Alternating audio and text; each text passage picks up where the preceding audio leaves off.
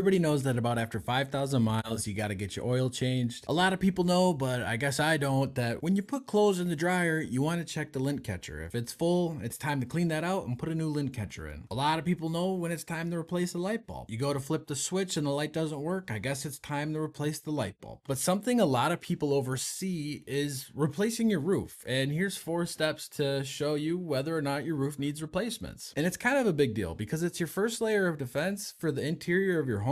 The first thing you can do is actually a visual inspection from the ground. You don't even need a ladder. Basically, what you're doing is looking for curled, cracked, or missing shingles. If you have any of that, you probably should get an inspection. If you have an asphalt roof, which most Americans do have, the typical shelf life is 15 to 20 years. Now, I know there's 50-year warranties and stuff like that, but in heavy storm environments, they normally last about 20 years tops. And think of it like a life clock. Your car tells you when you're at about 5,000 miles and you know it's time for an oil change, but 15 to 20 years is actually quite a long time. And sometimes we forget that. So this is your friendly reminder to see how old your shingles are, because you might be surprised. The third one is actually kind of rhetorical, and that's going to be leaks or stains inside of your house. If you have stuff that's coming from the ceiling, you probably have some water coming in from the roof. That's a clear indicator that you probably need an inspection from a professional who can identify where it's coming from to see what the heck's going on. The last one is actually a little bit underlooked, and that's after big storms. You might assume a tornado or hail would typically cause that damage, but it's the unseen stuff, like very heavy winds. Now, most shingles have a sealer, which will seal your shingles to each shingle, so nothing really gets underneath it when the wind pushes up on your shingles. But think of it like a folded piece of paper that's wet. After that initial heavy wind, that will flip over, it will break the seal, and it'll be a seal failure, it'll flip the shingle over. And it might not rip the shingle off that storm, but it had a seal failure. Down the road, you might not even have a heavy storm, but it was a windy day. Well, now, since it's been going up and down with the wind, eventually that shingle will fall off. So the typical rule of thumb is to at least at bare minimum get an inspection. Exterior inspections are typically free, and it does give you the peace of mind after a storm that you have a clean bill of health. Or if something you didn't see from the ground is actually going on, like broken shingles. And lastly, when in doubt, do your research. The most important thing I can say is when in doubt, look for a reputable company. Do your research online. See if they have any good reviews. Somebody like us. They'll go out there, we'll do a free inspection, and we'll give you a bill of health. Hey, your roof's good, you got 5 to 7 years left. We don't need to replace it right now, but keep us in mind in 5 to 7 years, and we'll come back out there, give it a look, and if you decide to replace it then, we'll love to be doing that work for you. Until next time, I'll see you guys later.